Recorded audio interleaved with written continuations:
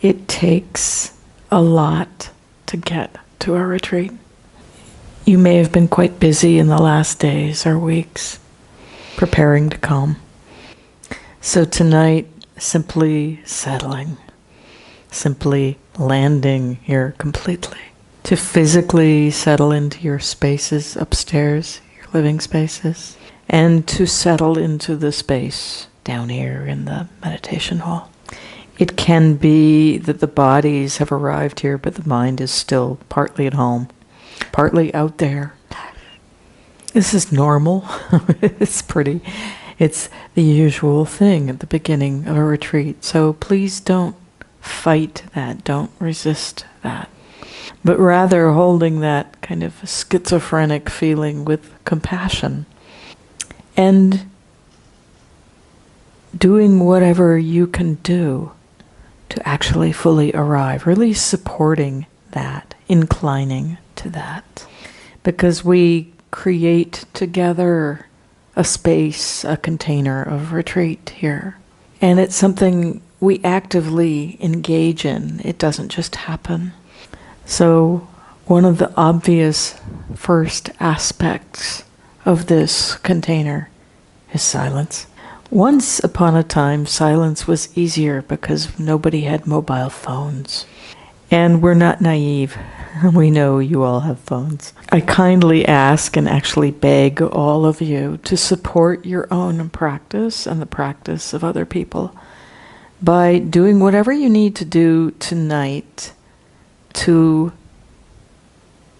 close down communication with people outside, to let them know it's like I'm going into silence. You won't hear from me for the next days.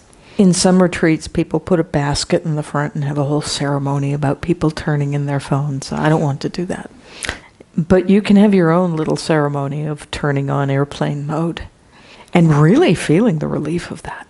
The constant demands and impositions on us from the outside world can stop here on retreat. This is a huge part of the container we create.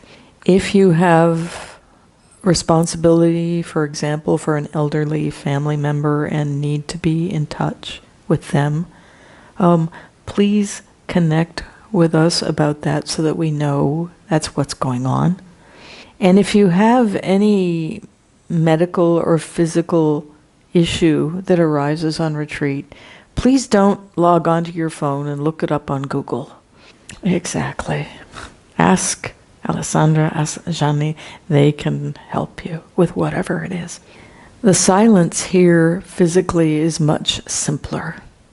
It means not speaking to each other, not writing notes to each other.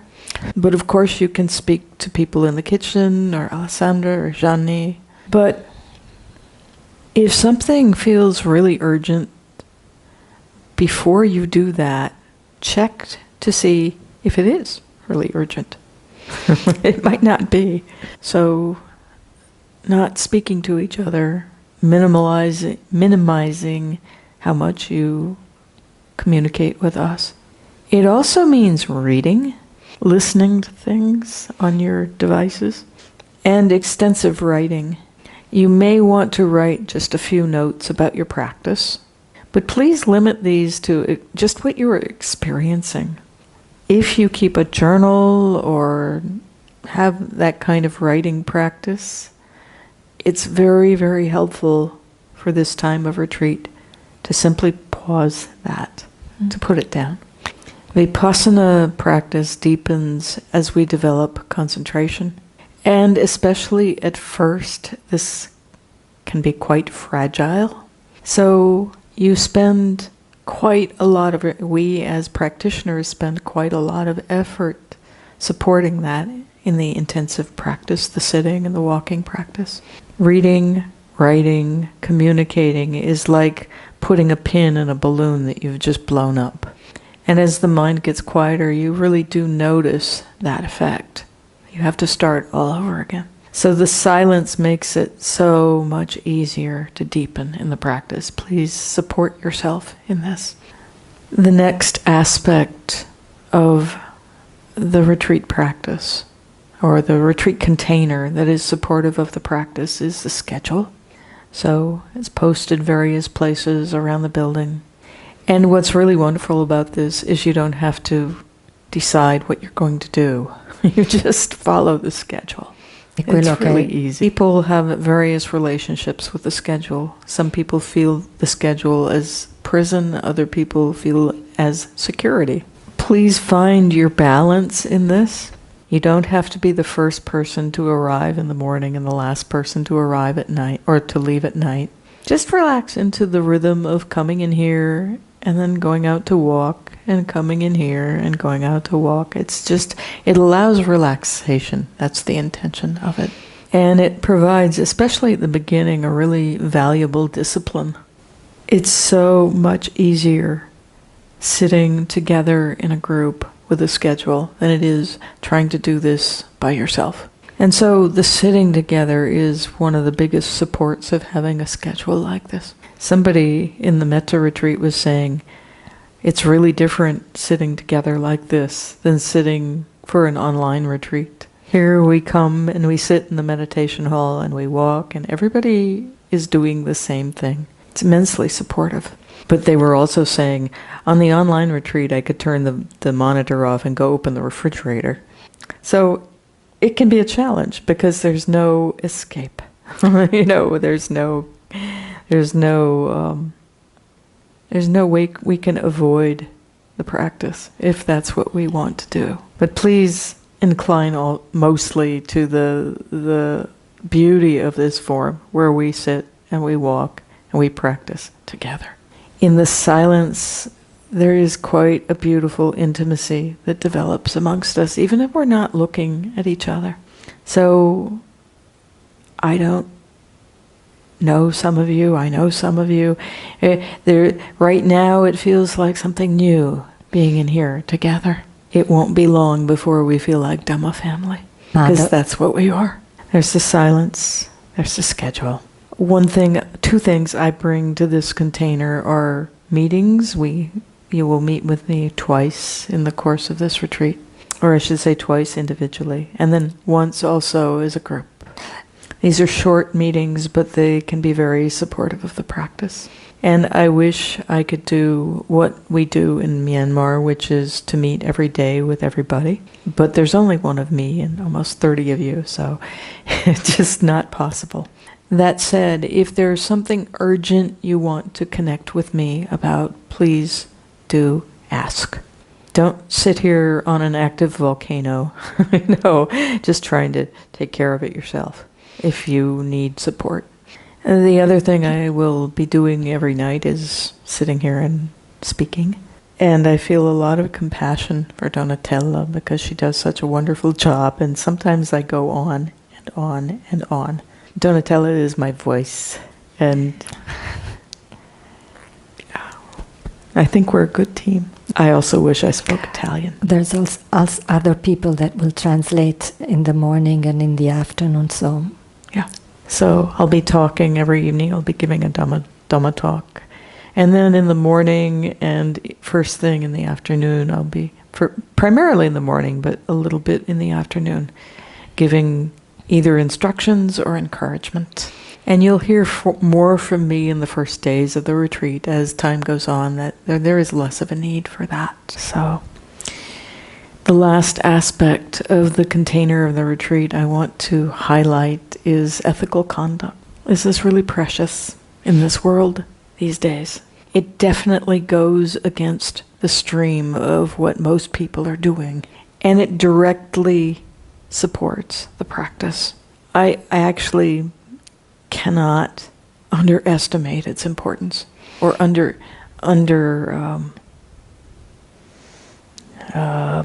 I can't easily express how important it is, because it's huge. And it's a practice in itself.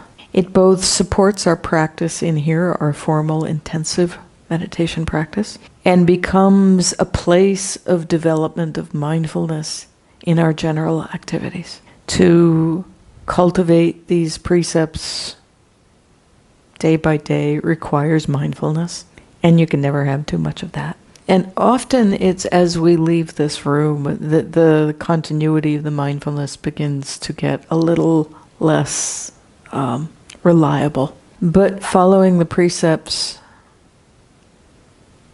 makes us, it kind of forces us to remember to be aware in our action, in our speech. So everybody here takes the 5 basic lay ethical precepts, which entails not intentionally harming living beings, not taking anything that has not been given to you or formally offered. And that also involves physical space. So there are spaces here that, we are all welcome in, and other spaces that might not be. So if you see a sign that says private, that's not offered as a place for you to go. It's also the practice of refraining from any sexual activity that is intentional.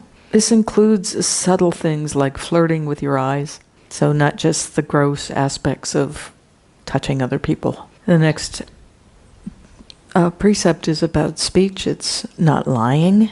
But in the context of retreat, it basically means holding noble silence. And then finally, the last piece is not taking any recreational drugs or intoxicants that cloud the mind.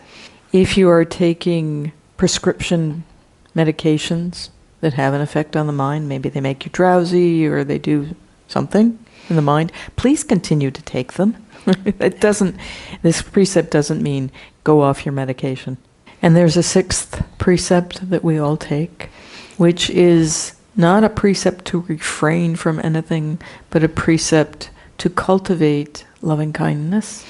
In the context of a Vipassana retreat, it means having an attitude of kindness inwardly and outwardly. And that's really, really precious for the Vipassana practice, especially inward kindness.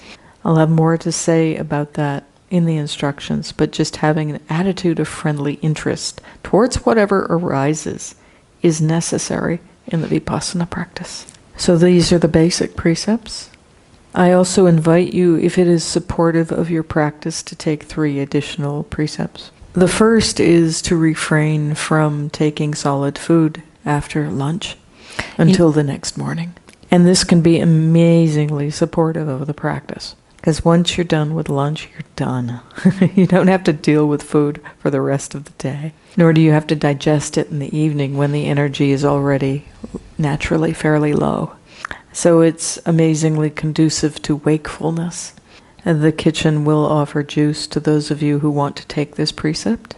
And herbal tea is just fine to have, any amount, as well as honey. The next of the additional precepts is a precept to refrain from, it's a very long precept, but basically it just means to refrain from entertainment and adornment. Entertainment, well, there's none of that happening around here. But both of these precepts, and adornment also, I mean, we wear what we wear.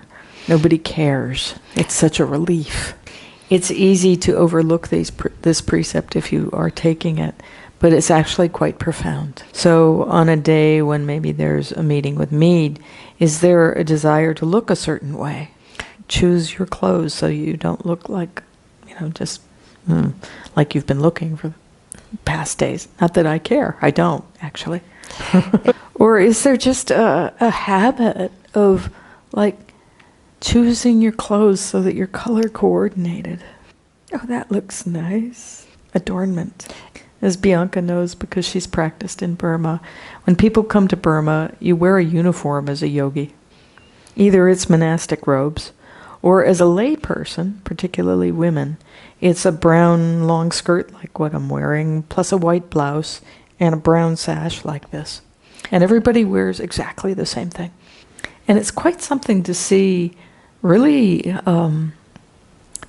extremely wealthy Burmese women come to the monastery to practice. And often when that happens, the first thing they do is they bring their whole family and they offer a meal. And for this formal offering, everybody is dressed in the best, most incredibly beautiful clothes. And Burmese clothes women's clothes. I mean, they are exquisite. Really very, very beautiful fabrics. And the women are, the wealthy women are adorned, well, I was going to say dripping in jewels. Literally, I've never seen anything like it. I mean, huge, huge gems, pendants, earrings, rings, bracelets. And they come to the monastery, they offer the meal, and then after that's done, they change their clothes. They take their jewelry off, they put it in the monastery safe. They look like everybody else. We don't have a uniform, but we can have that same attitude. And then there's the entertainment part. It's kind of amusing. Because we're not, the precept is no singing, dancing, music, going to shows. Singing, dancing. Music. We'll be chanting, but that's different. So you can't really break this precept here unless you're indulging in YouTube videos under your blankets at night. But how are you entertaining yourself quietly? There's so many ways we do this, and it's kind of funny. It's infinite the number of ways we can entertain ourselves. With indulging in fantasies, with replaying movie plots, even nicely arranging the food on our plate so it looks really nice. I mean, there's so many ways we can entertain ourselves in a subtle way. Vipassana practice requires presence, and it requires non-distraction. So this 7th precept is very supportive of that. The final precept is not sitting in a high or luxurious chair or sleeping on a high or luxurious bed. Good luck breaking this one here. But the subtle way of holding this, I mean, there are always subtle ways of kind of sliding off these precepts. So considering how we relate to sleeping, for example, you could say sleeping in a higher luxurious bed is setting your alarm 5 minutes before you're supposed to be in here, getting the most time luxuriating in bed as possible. Those of you wanting to take these extra precepts, one thing I would caution about in terms of this precept is the way you're sitting. Because sometimes people hold this precept as sitting in the most uncomfortable way as they possibly can. It's really important in the Vipassana practice that we be able to relax. We will be challenged physically, not adding to that unnecessarily by sitting in a way that's already uncomfortable before you even begin. So these are the 8 precepts, plus the metta precepts, makes 9. Please feel free to experiment with this. I believe there is a sign-up sheet upstairs. Not sure there was for the metta retreat for those who wanted to take 8 precepts, so the kitchen knows. Yes, it's already been said. Please don't feel you have to commit yourself to the whole retreat. If you've never done this before and you want to try it, feel free to try. And if you find it's supportive, you can keep doing it. If it's too much, you can cross your name off. There's no pressure. I live this way all the time. I cannot tell you how much I value it.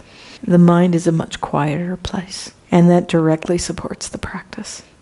So the silence, the schedule, the input from me, and the precepts, these construct the container of this retreat. Or this is the framework for the container of the retreat. We each contribute to this. It can be easy to feel invisible on a retreat, it just sometimes feels like we disappear and nobody's going to notice what I'm doing, but people do notice what other people are doing. So your participation in this supports and protects yourself, and it supports and protects everybody. It really creates a place where we can all feel safe and we can all practice comfortably and easily. So I want to chant these precepts together once all the other people are in the room, so we can do this all together.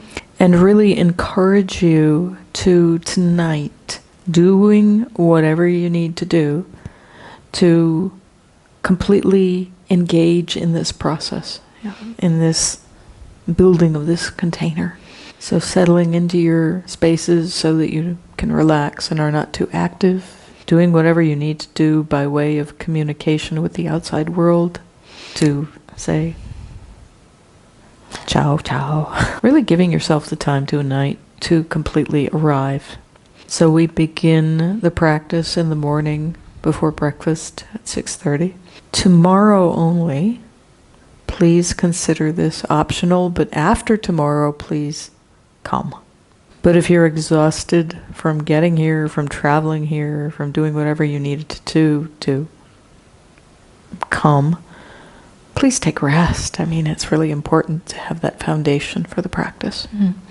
So that's all I wanted to say by way of welcome. It feels like a lot, actually. I'd like to take now about a 10-minute break to allow everybody else to come in here. And for you, if you need to get more cushions or to get completely comfortable in your sitting space. So please come back in here at 8:30.